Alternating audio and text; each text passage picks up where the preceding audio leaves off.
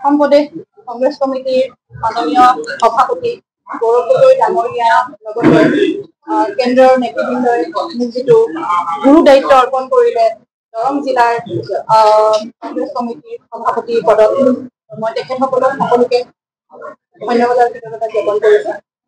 আৰু লগতে আমাৰ দৰং জিলা কংগ্ৰেছৰ জ্যেষ্ঠ কংগ্ৰেছ কৰ্মীসকলৰ লগতে যিমান আমাৰ কংগ্ৰেছ কৰ্মী আছে সকলোকে মই অন্তৰৰ পৰা ধন্যবাদ আৰু কৃতজ্ঞতা জ্ঞাপন কৰিছো। আজি মোৰ সঁচাকৈ ভাল লাগিছে আৰু আজি যি সকলোৰে আমাৰ কংগ্ৰেছ কৰ্মীসকলৰ উৎসাহ দেখিলো, আপোনালোক সকলোৱে দেখিছে, তেখেতসকলে মোক কেনেকুৱা ধৰণে আদৰি আনিছে, মোৰ বহুতেই ভাল লাগিছে।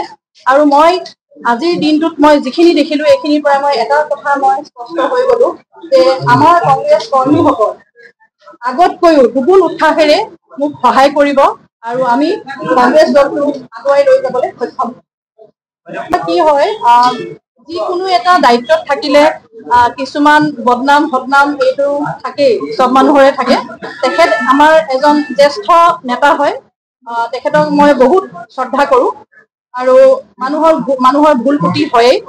আৰু মই এইটো কেতিয়াও নকওঁ যে আমাৰ আগতে আমাৰ কংগ্ৰেছ দল বেয়া আছিলে বুলি। আগতেও আমি বহুত সক্ৰিয়ভাৱে আমি কাম কৰিছিলো, যাৰ কাৰণে আজি আমি দলগাঁও সমষ্টি পঞ্চায়ত আমি বহুত ভালকে আমি নিৰ্বাচনত জয়ী হৈছো। আমি মঙলদৈত আমি যেনেকেই নহওক আমি এটা চাইডত হলেও আমি বহুতখিনি আমি জয়ী হবলৈ সক্ষম হৈছো। হয়, আমি অকনমান আমি কৰবাত নহয় কৰবাত আমাৰ খুটি নাতি ৰৈ গৈছে, আমি অকনমান দুৰ্বল হৈ আছো বুলি অনুভৱ হৈছে। আৰু সেইখিনি যিখিনি অনুভৱ হৈছে সেইখিনিয়ে আমি অহা 2026 চনলৈকে আমি পুৰা সম্পূৰ্ণদমে আমাৰ যিখিনি কংগ্ৰেছ কৰ্মী আছে জ্যেষ্ঠ নেতাসকলৰ লগত লগ হৈ তেখেতসকলৰ পৰামৰ্শ লৈ সেইখিনি আমি ধুনীয়াকে আমি কাম কৰিব পাৰিম বুলি মই আশাবাদী। আৰু লগতে আমাৰ প্ৰদেশ কংগ্ৰেছৰ সভাপতি গৌৰৱ গগৈ ডাঙৰীয়াই য'তে যায় এটা কথাই কয় যে এইবাৰ যুঁজ এখন হবই। আৰু সঁচাকে আমি এই যুঁজখন আমি কৰিবৰ কাৰণে আমি সকলো আজি দেখিছে সকলো তৈয়াৰ হৈছে আৰু 2026 চনত আমি আমাৰ চৰকাৰ গঠন কৰিব পাৰিম বুলি মই আশাবাদী। অসম প্ৰদেশ কংগ্ৰেছ কমিটিৰ মাননীয় সভাপতি গৌৰৱ গগৈ ডাঙৰীয়াৰ লগতে কেন্দ্ৰৰ নেতৃবৃন্দই মোক যিটো গুৰু দায়িত্ব অৰ্পণ কৰিলে দৰং জিলাৰ কংগ্ৰেছ কমিটিৰ সভাপতি পদত মই তেখেতসকলক সকলোকে ধন্যবাদ আৰু কৃতজ্ঞতা জ্ঞাপন কৰিছো। আৰু লগতে আমাৰ দৰং জিলা কংগ্ৰেছৰ জ্যেষ্ঠ কংগ্ৰেছ কৰ্মীসকলৰ লগতে যিমান আমাৰ কংগ্ৰেছ কৰ্মী আছে সকলোকে মই অন্তৰৰ পৰা ধন্যবাদ আৰু কৃতজ্ঞতা জ্ঞাপন কৰিছো। আজি মোৰ সঁচাকৈ ভাল লাগিছে আৰু আজি যি সকলোৰে আমাৰ কংগ্ৰেছ কৰ্মীসকলৰ উৎসাহ দেখিলো, আপোনালোক সকলোৱে দেখিছে, তেখেতসকলে মোক কেনেকুৱা ধৰণে আদৰি আনিছে, মোৰ বহুতেই ভাল লাগিছে।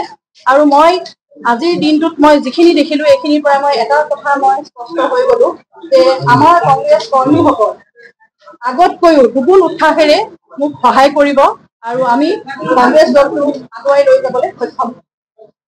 কি হয়, যিকোনো এটা দায়িত্বত থাকিলে কিছুমান বদনাম সদনাম এইটো থাকেই, চব মানুহৰে থাকে। তেখেত আমাৰ এজন জ্যেষ্ঠ নেতা হয়, তেখেতক মই বহুত শ্ৰদ্ধা কৰো আৰু মানুহৰ ভুল ত্ৰুটি হয়েই। আৰু মই এইটো কেতিয়াও নকওঁ যে আমাৰ আগতে আমাৰ কংগ্ৰেছ দল বেয়া আছিলে বুলি। আগতেও আমি বহুত সক্ৰিয়ভাৱে আমি কাম কৰিছিলো, যাৰ কাৰণে আজি আমি দলগাঁও সমষ্টি পঞ্চায়ত আমি বহুত ভালকে আমি নিৰ্বাচনত জয়ী হৈছো। আমি মঙলদৈত আমি যেনেকেই নহওক আমি এটা চাইডত হলেও আমি বহুতখিনি আমি জয়ী হবলৈ সক্ষম হৈছো। হয়, আমি অকনমান আমি কৰবাত নহয় কৰবাত আমাৰ খুটি নাতি ৰৈ গৈছে, আমি অকনমান দুৰ্বল হৈ আছো বুলি অনুভৱ হৈছে। আৰু সেইখিনি যিখিনি অনুভৱ হৈছে সেইখিনিয়ে আমি অহা 2026 চনলৈকে আমি পুৰা সম্পূৰ্ণদমে আমাৰ যিখিনি কংগ্ৰেছ কৰ্মী আছে জ্যেষ্ঠ নেতাসকলৰ লগত লগ হৈ তেখেতসকলৰ পৰামৰ্শ লৈ সেইখিনি আমি ধুনীয়াকে আমি কাম কৰিব পাৰিম বুলি মই আশাবাদী।